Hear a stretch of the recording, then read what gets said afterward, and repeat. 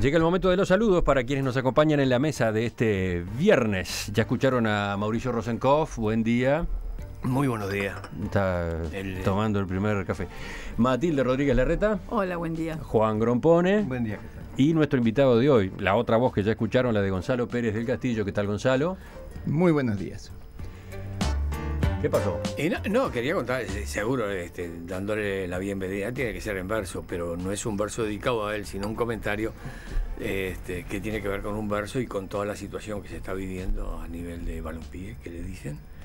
Y son recuerdos que a uno le vienen y cómo cambiando unas palabras en un verso, el verso no deja de perder sentido. Entonces me trajo a la memoria el tablado rojo Cardenal Patente, Tuyutí y Garibaldi, que no tenía para pasar música aparato y se lo prestaba al Club Tuyutí, que venía con el técnico que era Lolo Seija, que trabajaba en el servicio de armamento del ejército. Fíjate vos qué clima teníamos.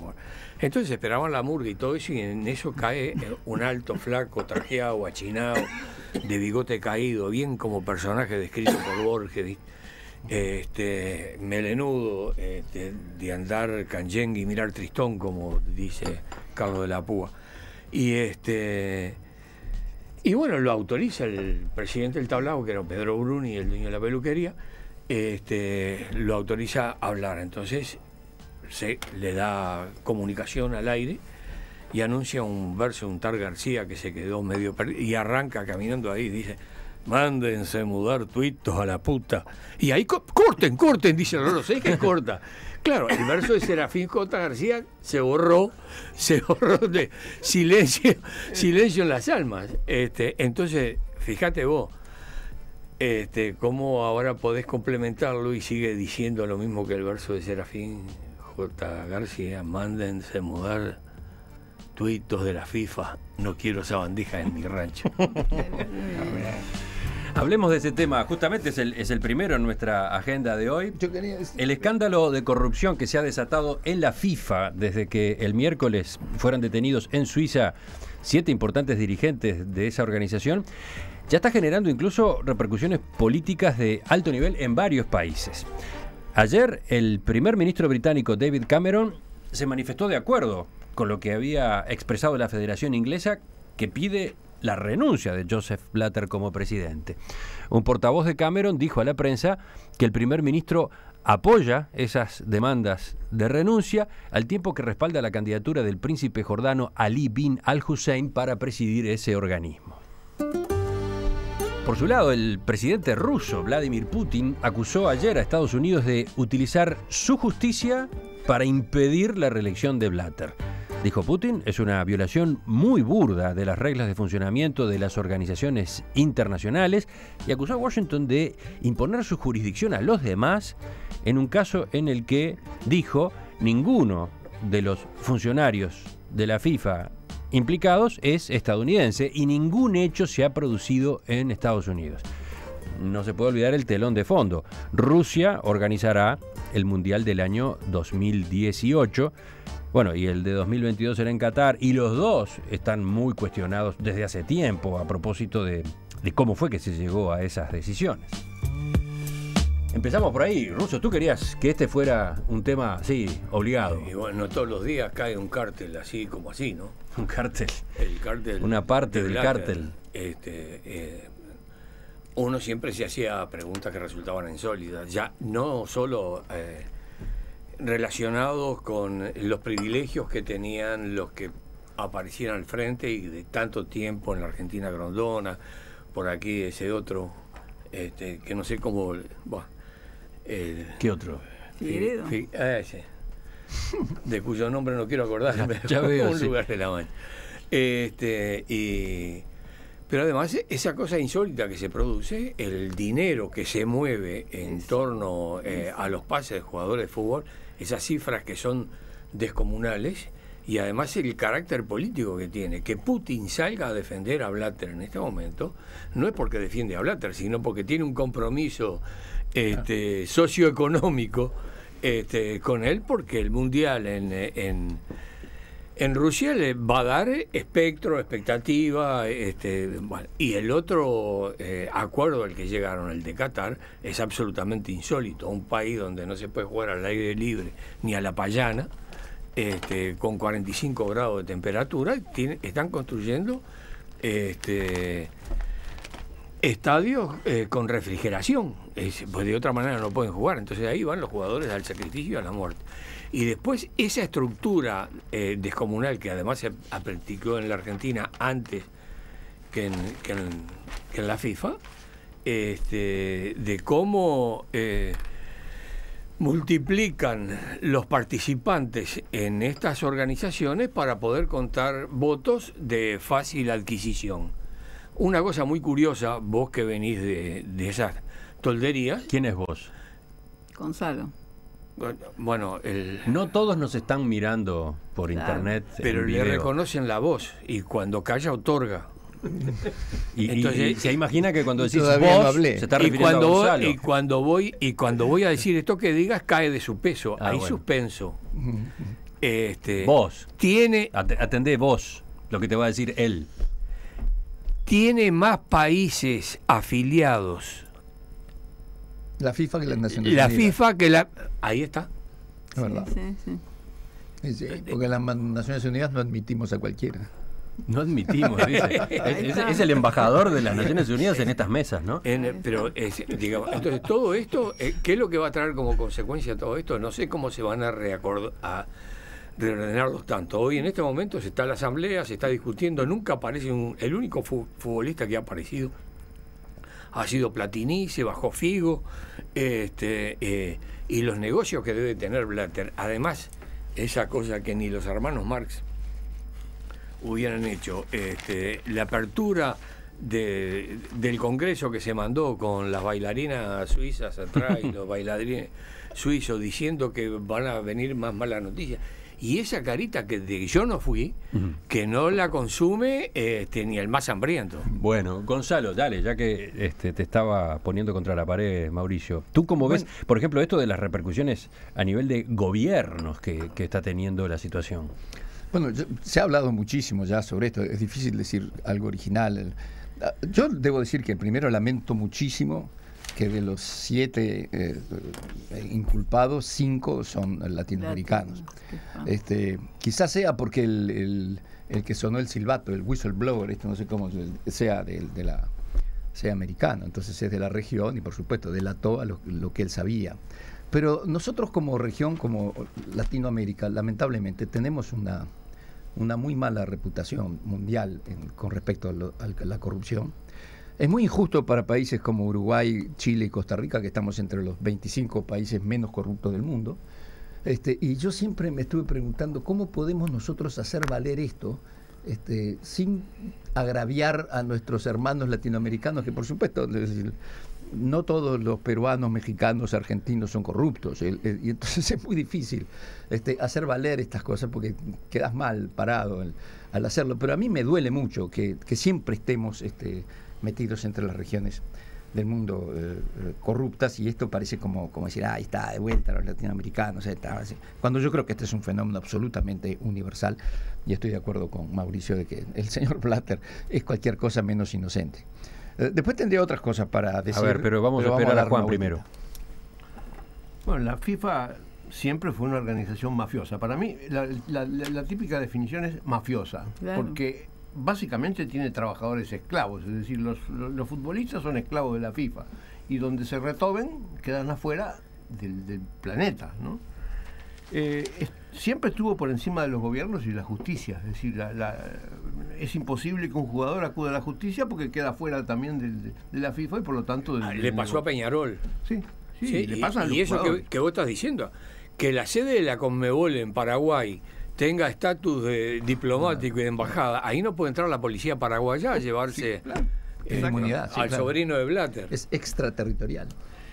Bueno, yo creo que todo esto es un síntoma de varias cosas, entre otras cosas de la globalización, es decir, la aparición de estas organizaciones globales que están por encima de los estados es un fenómeno relativamente reciente de la globalización, pero es un fenómeno creciente, no creo que pare, es decir, creo que los estados nacionales están condenados a perder cada vez más peso y frente a las organizaciones internacionales de este estilo. Espero que las organizaciones internacionales no sean mafiosas como esta, ¿no? Y yo estoy a mitad de camino, es decir, por un lado creo que soy internacionalista y creo que es razonable y es bueno que vayan desapareciendo los estados nacionales, pero el riesgo de la corrupción es terrible, ¿no? Es decir, que en la medida que hay concentración de poder y de riqueza, parece como inevitable la aparición de grandes corporaciones corruptas, ¿no? Y Matilde, desde esa posición especial de única mujer en la mesa, ¿cómo está viendo todo esto? Sí, claro, a mí se me amontonan las preguntas más que nada, como cualquier ciudadano común. Primero, me sale un recuerdo que es legítimo que lo diga. He estado siempre en contra de todas las boutades, por llamar de alguna manera, los exabruptos de nuestro expresidente Mujica. Sin embargo, le pegó con esto, ¿eh? Hace un tiempo los calificó de un término que no voy a repetir en esta radio, pero tenía razón. Y lo dijo en un momento, le dijo en un momento en que si todos los... Si puedo darte apoyo, yo lo puedo hacer. Muy bien. Digamos, no le levantes ese centro a Mauricio. Sí, nunca me gustaron esos exabruptos, pero bueno, dadas las circunstancias, tengo que reconocerle que fue un golazo haberlo dicho. Bueno, muy bien. A partir de ahí, digo, ¿cómo es posible que todo el mundo occidental y cristiano que participa de la FIFA no sepa lo que cualquier ciudadano común como yo vivimos como escandaloso las cifras que manejan todos los pases de jugadores y demás? ¿Quién administra todo ese relajo de plata inconmensurable? Nadie administra, nadie controla. ¿Cómo es posible que pasara todo esto dentro de la FIFA y los países de esta región occidental y cristiana, repito, porque es un golpe a la civilización occidental y digamos y un golpe al capitalismo que esta región maneja con mucha soltura? Bueno, ¿cómo es posible que nadie hubiera puesto una llamada al orden? Digamos, lo hicieron acá en la Conmebol. Está bien, yo estoy manejando el término Conmebol como si supiera, pero en realidad sé más o menos por deducción de... Cuando tú decís lo hicieron acá en la Conmebol, ¿de qué estás hablando? De que denunciaron que había una situación peligrosa, ¿no? Ah, bueno, estás hablando de la denuncia que equipos uruguayos, clubes uruguayos, más la Mutual de Futbolistas, presentó en su momento contra Figueredo y otras autoridades de la Conmebol. Bueno, por eso digo, tenían alguna impresión de que había olor a pescado podrido y lo hicieron. En los demás lugares no pasó nada. La Conmebol, la asociación inglesa o francesa, no se daba cuenta de lo que estaba pasando en la FIFA. Bueno, había indicios de todo tipo, ¿no? Y había comienzos de investigación incluso. No es que no se hubiera hecho nada. Ahora, claro, aparece la justicia de Estados Unidos con su peso. Ahí está. Y con un operativo tan fuerte, sustentado en años de investigaciones, con pruebas por lo visto sólidas, porque entre otras cosas se trabajó con este sistema del testigo protegido, ¿no? Claro. Con micrófonos, grabaciones. Claro, entonces la cosa toma otro cariz y se producen nada más y nada menos que arrestos, claro, y pedidos de extradición. Sí, seguro, y además se está multiplicando porque la salida que han encontrado en la Argentina, hay 3 que ya están requeridos por la justicia y además, te digo, mirá de dónde estoy hablando. No, quería hacerle una acotación a Matilde a propósito de lo que dijo Juan, lo de la globalización. No solo en Dinamarca hay algo que huele mal, sino que también en la otra zona apareció en la televisión española, creo, una mujer que era delegada de no sé qué, con rostro compungido ante el periodista, diciendo que ella presenció y estuvo como desde Qatar, el delegado de Qatar, arreglaba con unos pobres sudacas del Caribe a $1,5 million por cabeza para votar que el Mundial del 22 fuera en Qatar. Anda a Qatar. Sí. Sí, yo quería... A mí esto realmente me dolió mucho. Estoy feliz de que haya sucedido, porque todos estábamos hablando, como decía Matilde, de esto, todos lo sabíamos, pero nadie le ponía el dedo. Nosotros tanto en la ONU como en Transparencia Internacional, donde también trabajé, siempre decíamos que lo más grave de la coima no es la plata que se paga, sino los desastrosos obras inútiles que se hacen, servicios deficientes que se compran, es decir, todo el peor ejemplo fue en México, cuando hubo un temblor de no mucha magnitud, pero las construcciones habían sido hechas con tanta corrupción que las casas se cayeron y las vidas humanas se cobraron. Pero en el caso del fútbol, y esto, como estamos en una mesa de escritores, quería traer hay un peligro mayor, no sé si es mayor, pero hay un peligro adicional, digamos, que es de convertir el espectáculo del fútbol en una ficción.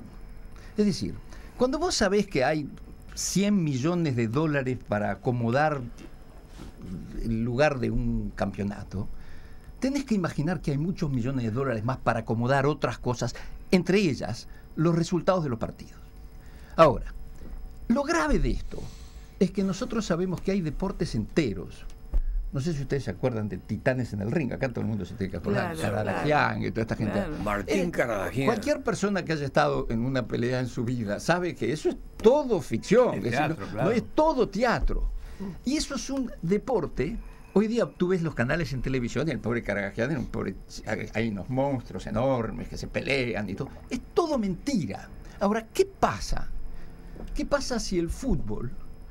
Es decir, la gente se da cuenta que a nosotros nos gusta ver que el tridente de Barcelona hace 9 goles cada uno, y nos empiezan a organizar eso. Los fanáticos, en el fondo, no les importa que sea ficción. Ese es el peligro. A mucha gente no le importa. Tú ves esa gente, esos ¿cómo se llama? Cachacascán, eso le llamamos, wrestling. Estos tipos, es todo mentira, y la gente es tan fanática como en el fútbol. Es decir, que hay un gran peligro. Yo creo, para decirla bien clara, la pelea entre Mayweather y Pacquiao, yo lo dije 6 meses antes, ya estaba arreglado, iba a ganar Mayweather, no podía ganar Pacquiao. Y sin embargo, todos estuvimos mirando esa pelea. ¿Y ahora llevado el fútbol? Y llevado al fútbol puede pasar lo mismo. ¿Puede pasar lo mismo? Y la gente va a ya seguir está pasando lo mismo. O ya está... Indicios también ha habido en ese sentido, ¿no? Y todo esto que estamos viendo, tal vez que es eso es lo que a mí me preocupa. Yo a eso no llego a tanto, porque el fútbol empiezan los campitos y empiezan pero ahí sí. Y llega y donde ves una financiación y unos pases que son insólitos, pero yo quiero... ¿Qué quisiste decir con eso? No, los campitos es no, real. Pienso que los jugadores de fútbol son los que realmente aportan talento, ingenio, capacidad, y vos ves que lo que logra un partido de Real Madrid con Barcelona es un lujo verlo, porque hay jugadores de gran categoría, de gran significación. No creo que eso se modifique, y cuando se modifique, cambio de canal. Bueno, pero están los jueces, están las sanciones. Como por ejemplo, si hay que sacar de un cuadro, capaz que se suspende por 14 partidos al mejor jugador de un cuadro y pasan cosas. Bueno, son Titanes en el ring. Me suena eso. Sí, bueno, ¿a qué estás aludiendo? Me suena familiar. Sí, eso. Bueno. Pero, ¿quién iba? ¿Estabas tú, Gonzalo, con esa inquietud? Sin duda, no sé si la mesa la comparte, pero a mí, aparte de todos los problemas que tienen las coimas que son tremendos, nosotros en Naciones Unidas siempre decíamos, cuando ibas a un país hay 2 temas en los cuales que eran absolutamente tabú: el gasto militar y la corrupción. Después que nació Transparencia Internacional, hoy día incluso el Banco Mundial y eso trabajan en el tema corrupción. Es decir, que eso, el tema gasto militar nadie lo toca. Intocable. Se sigue siendo intocable. Entonces, yo quiero hacer un comentario sobre lo que argumentó Gonzalo. Me animaría a decir que estoy en buena parte de acuerdo con él, pero no me animo a estar de acuerdo con él. A ver, ¿qué quiere decir? Sí, no me animo porque creo que la consecuencia es tan negativa y tan corrosiva para la gente común que alimenta una pasión sana, que no me animaría a decirlo. No quiero empezar a derrumbar todos los ídolos. No me animaría. Yo tampoco, pero me preocupa, sinceramente, porque la reacción de los fanáticos es lo que la gente en el fondo quiere ver espectáculo. Y entonces me da miedo que si una cosa es un gran negocio, y la gente lo que quiere ver eso, le producen el gran negocio. Entonces el fútbol deja de ser ese espíritu que empieza en el campito, como bien decía Mauricio, y se pierde. Es decir, todo lo que le enseñamos a los pibes cuando empieza a jugar al fútbol, el equipo, el luchar, se pierde, porque al final llegas a las grandes ligas y las cosas está arreglada. ¿Qué pasa? Eso es un peligro serio. Ahora, que el fútbol es un espectáculo, eso empezó con la televisión y con la televisión global. Es decir, ahí eso es lo que lo convirtió en un espectáculo verdadero. ¿Por qué estamos todos esperando la final de la Copa Europea, ¿no? Porque es un gran espectáculo y se va a pasar por televisión en tiempo real y lo van a ver 100 millones de personas. Es decir, la gente que está en el estadio ahora es parte del espectáculo, no son 11 contra 11 más los jueces. Además está todo el público, además hay todo un espectáculo montado, y la prueba está que las cámaras se enfocan a las muchachas lindas o los caras raras o a todas esas cosas, porque también forma parte del espectáculo. Es decir, que la televisión global fue convirtiendo paulatinamente en un espectáculo de televisión, como convierte otros deportes. El caso más interesante es el caso del golf. El golf es lo más aburrido del planeta para ser mirado, pero por televisión no, porque está permanentemente alguien jugando. Entonces un espectáculo como el golf por televisión se convierte en un espectáculo global. Es divertido mirarlo por televisión. Mirá, a propósito de lo que decías, Gonzalo, uno de los tantos mensajes de los oyentes es el de Eduardo, que cuenta: acabo de ver por Netflix la película de Jaime Ross, 3 millones, donde se muestra claramente cómo nos perjudicaron los jueces en los partidos contra Ghana y contra Holanda. Pero nadie habla de eso en estos días. Es cierto. Sí. Es una preocupación. Pero mira, es interesante cómo Jaime muestra esos partidos y los comenta y anota. Pero yo no me había dado cuenta, yo lo vi el partido ese, no me había dado cuenta cómo nos habían robado. Claro. Me di cuenta que Chile no había hecho el foul en el partido de Ghana, eso me di cuenta, pero todo el resto no me había dado cuenta. El gol fue offside. Lo que pasa es que Jaime Ross es holandés, eso es lo que pasa. Es curioso, cómo desde su posición de uruguayo holandés igual se puso a la celeste para examinar ese partido. Y el hijo también, sí, es buena la película. Yo quería recordar una cosa de hace, porque son visiones de más de medio siglo. Hace más de 50 años el Galpón, cuando era el Galpón, en Mercedes y Carlos Roslo, estrenó una obra de un autor argentino, con dirección de Ulibe. El autor argentino era Agustín Cusani, y la obra de teatro se llamaba El Centrefogar murió al amanecer, lo interpretaba Braidó, y era un millonario todopoderoso que si veía el Lago de los Cisnes y había una bailarina, una primera bailarina, la adquiría y la tenía en su casa, y apareció un Hamlet que lo hacía Salzano, me acuerdo, que es un actorazo, entonces lo trajo a él y a la Calavera y lo tenía en casa. Pero apareció el Cacho Garibaldi, que era centrefogar, y era goleador, y se lo compró también. Entonces el centrefogar se enamora de la bailarina y planean una fuga, y finalmente lo capturan, y la obra termina con el discurso del Cacho Garibaldi con la soga al cuello, que lo van a cortar. Es decir, que ya estaba el tema planteado en una obra de teatro hace más de 50 años. Esta es una frase muy impresionante de las últimas horas. Dice: yo estoy asqueado, disgustado, enfermo, enojado, cansado. ¿Quién la dijo?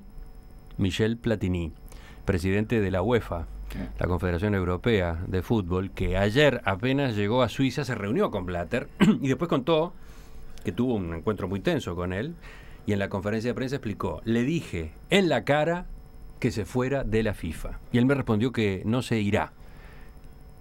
Yo estoy asqueado, disgustado, enfermo, enojado, cansado. Sí. Allí fue que agregó esto. Un hombre que justamente ha estado en las denuncias y en las preocupaciones a propósito de lo que él veía y conocía del mundo de la FIFA, ¿no? Y que es el único futbolista, gran jugador. El único futbolista que aparece en estas organizaciones de fútbol, ¿te das cuenta? Cambiamos de tema, vamos a ver si podemos cambiar de tema enseguida.